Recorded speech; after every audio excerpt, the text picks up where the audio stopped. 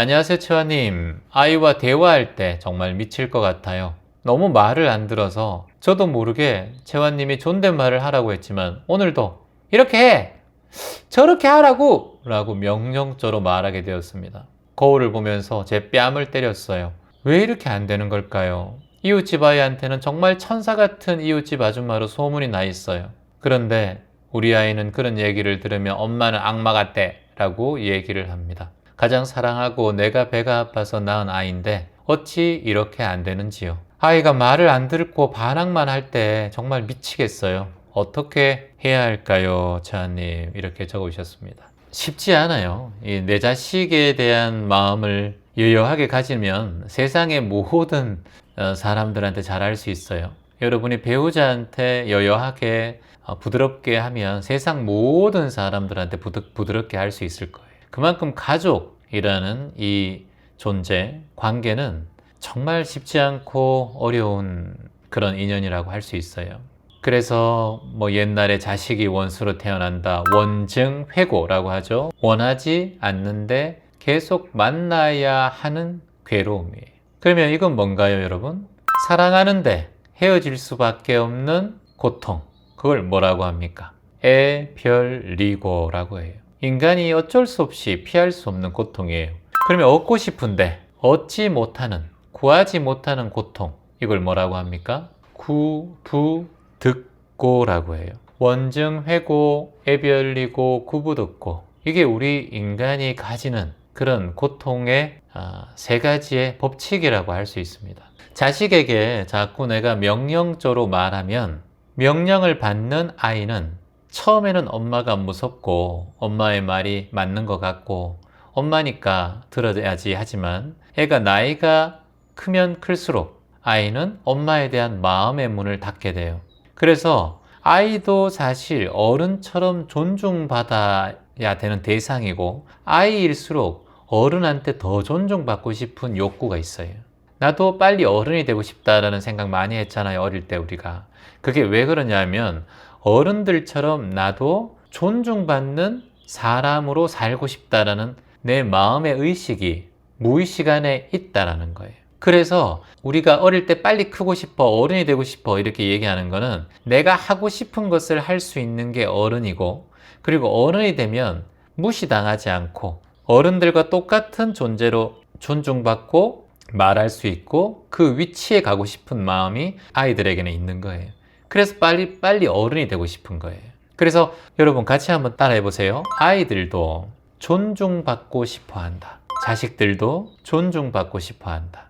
세상에 그 누구도 존중받고 싶어 한다. 그러면 존중받고 싶어 하면 존중해 줘야 해요. 그리고 우리도 인간으로서 존중받고 싶어요. 근데 남을 무시하면서 내가 존중받고 싶어 하는 건 그거는 말이 안 돼요. 자식을 무시하면서 엄마가 존중받고 싶어 한다? 그건 말이 안 돼요. 엄마한테 어떻게 말을 그렇게 싸가지 없이 말이야. 이렇게 엄마가 자식한테 막 얘기하잖아요. 그러면 자식이 뭐라 그러겠어요? 엄마는 나 안 존중했잖아. 나에게 막 명령조로 말하고 항상 엄마는 땡땡거렸잖아. 이렇게 얘기할 수 있어요.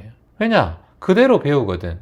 그대로 배운단 말이에요. 자식은 따라 배우기니까. 예전에 그래서 우리 기점명상센터에 한 어머니께서 이렇게 찾아오셨어요. 찾아오셔가지고 저한테 상담을 했는데 아이가 항상 그 반항을 하는 거예요. 그래서 어머니가 어떻게 아이에게 말하세요? 저한테 자식처럼 대해보세요. 말투로 한번 해보세요. 제가 딱 들어도 제가 자식이 아닌데도 기분 나쁠 것 같은 말투인 거예요. 너무 그 말에 부정적인 말이 많아요. 그리고 어떤 선택을 할 때 모든 걸 엄마가 선택을 해요. 자식의 권한이 없어요. 물론 자식이 그런 선택을 할 아직까지 정신이 없다라고 하더라도 최소한 자식에게 의견은 물어보고 본인의 의견을 들어주는 엄마여야 되는데 넌 안 돼. 내가 말하는 게 맞아. 너 어려서 몰라. 항상 그런 식으로 얘기하다 보니까 자식은 점점 자신의 마음의 문을 닫게 되는 거예요.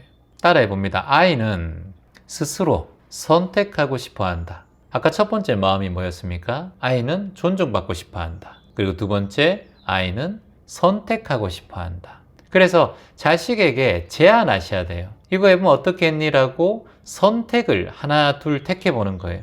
예를 들어서 게임을 너무 많이 해요. 게임을 예를 들어서 한번 잡으면 3시간, 4시간을 해요. 숙제도 안 하고 게임만 하고 있는 자식에게 어떻게 해야 됩니까? 라고 질문 많이 해요. 그러면 게임하지 마! 볼 때마다 짜증내고 싸우고 야단쳐도 엄마 앞에서만 안 하고 화장실 문 닫아놨고 똥 싸면서 또 한다 그래요. 화장실 왜 그렇게 오래 있어? 똥도 못 싸 엄마? 이렇게 또 얘기해요. 아이하고 점점 더 간격이 벌어져요. 그래서 자식에게 선택을 할 수 있게 해주세요. 3시간 게임하면 1시간만 하고 30분 정도는 영어 단어 공부하고 또 1시간 정도 게임하고 또 1시간은 또 공부하고 이렇게 아이에게 선택할 수 있도록 만들어줘요.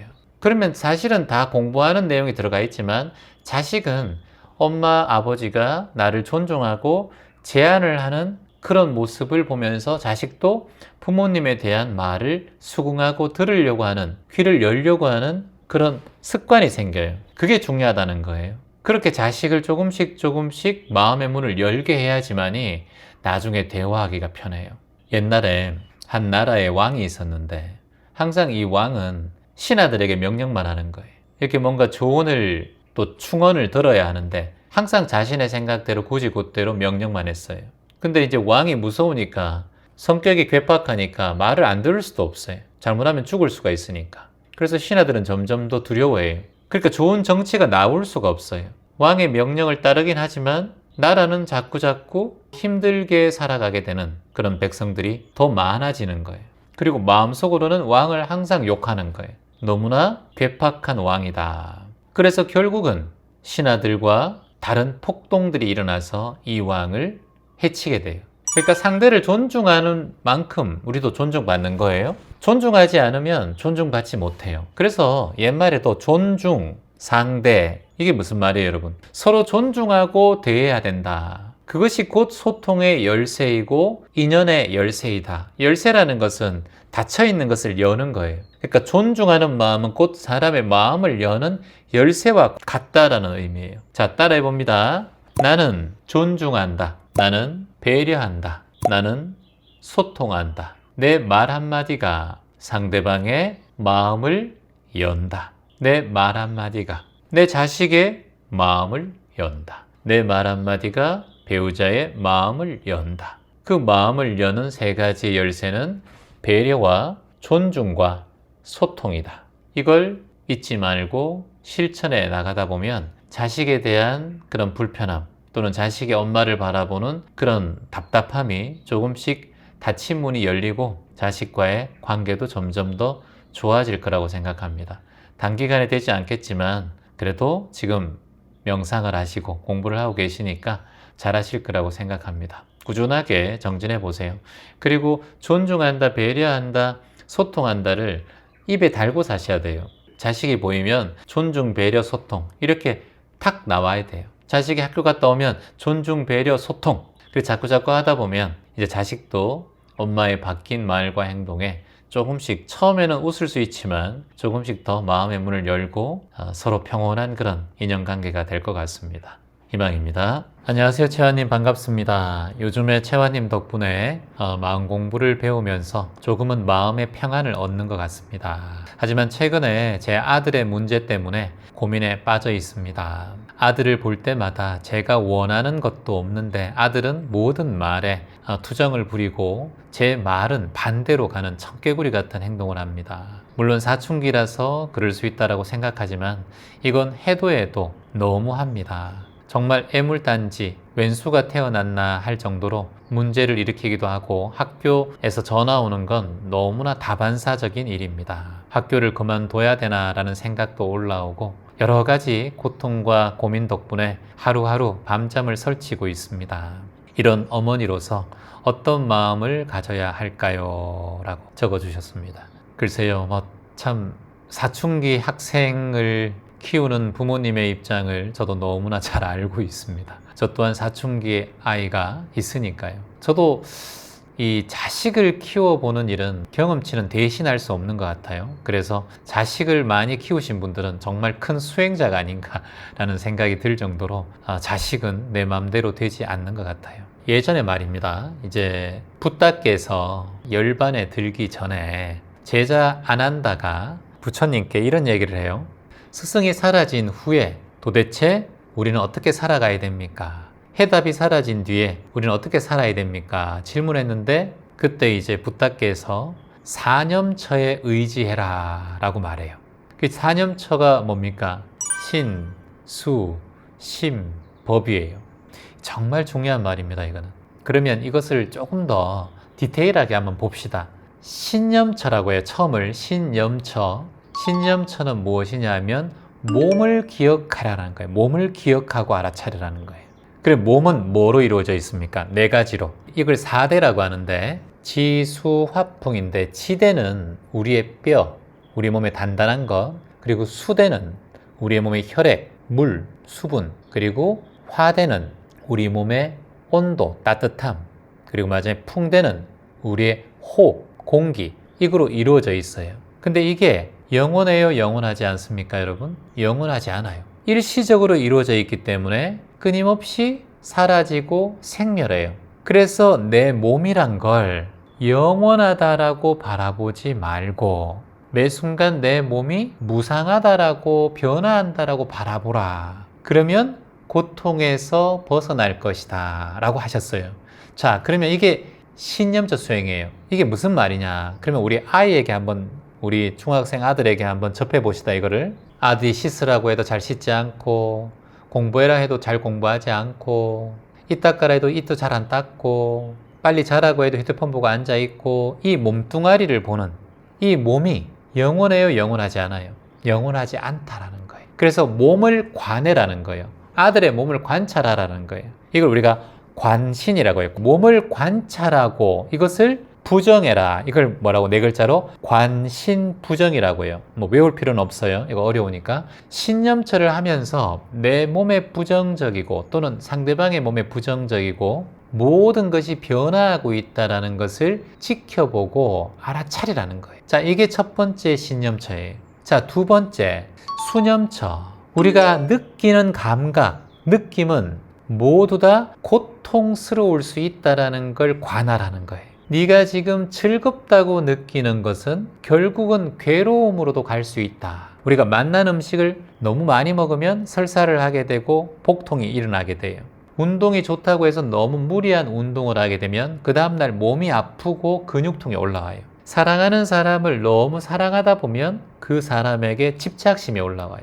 이 모든 것이 좋고 나쁨, 기쁨, 슬픔, 이것이 뭐다? 동전의 양면처럼 연결되어 있는 느낌을 관할하는 거예요. 느낌을 관할하는. 괴로우면 괴롭다는 것을 관하고, 즐거우면 즐겁다는 것을 관하고, 사랑이 있으면 사랑한다는 걸 관하고, 집착이 있으면 집착이 있음을 관하고, 미움이 있으면 미움이 있다고 관하고, 쾌락이 있으면 쾌락이 있다고 관하면 그것이 곧 고통의 시작이라는 것을 알게 될 것이다.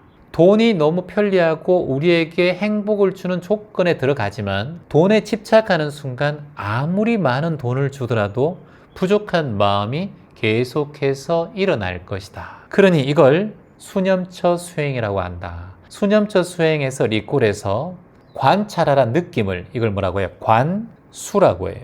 느낌을 관찰하라. 시고라는 거예요. 고통의 시작이라는 거예요. 네가 지금 느낌, 좋다고 생각하는 느낌, 이건 고통이 될 수도 있다.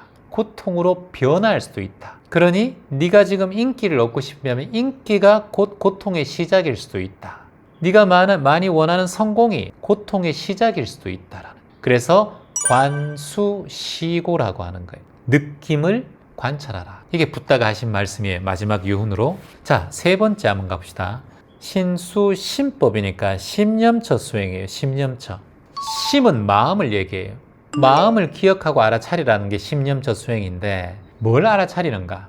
마음이 항상 바뀐다는 거. 이걸 알아차리라는 거예요. 너의 마음은 불변하지 않고 늘 변화하고 생멸하는 무상한 것이 마음이다. 이걸 네 글자로 관, 심, 무, 상이라고 해요.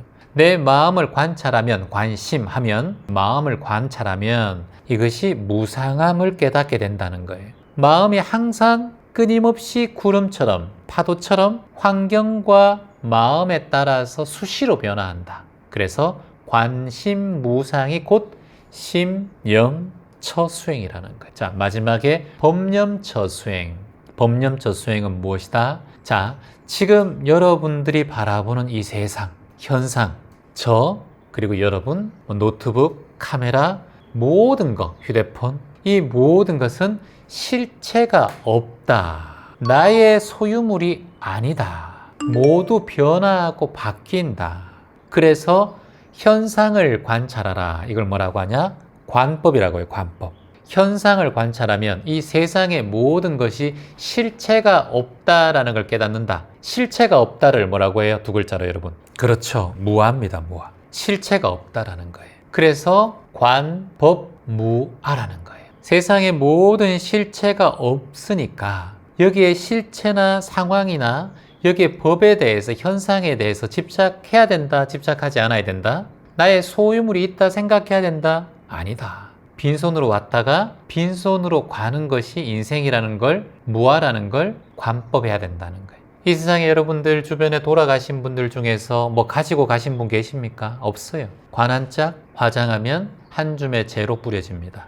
빈손으로 왔다가 한 줌의 재가 되어서 가는 게 우리의 인생입니다. 이걸 관하는 거예요. 그러면 인생에 대해서 고통이 사라질 것이다. 안한존자여, 내가 죽고 떠나면 너희들은 사념처 의지에서 수행정진해 나가라. 여기에 의지해서 수행해 나가면 고통과 괴로움, 수행정진에 아무런 지장이 없을 것이다 라고 부다께서 말씀하셨습니다.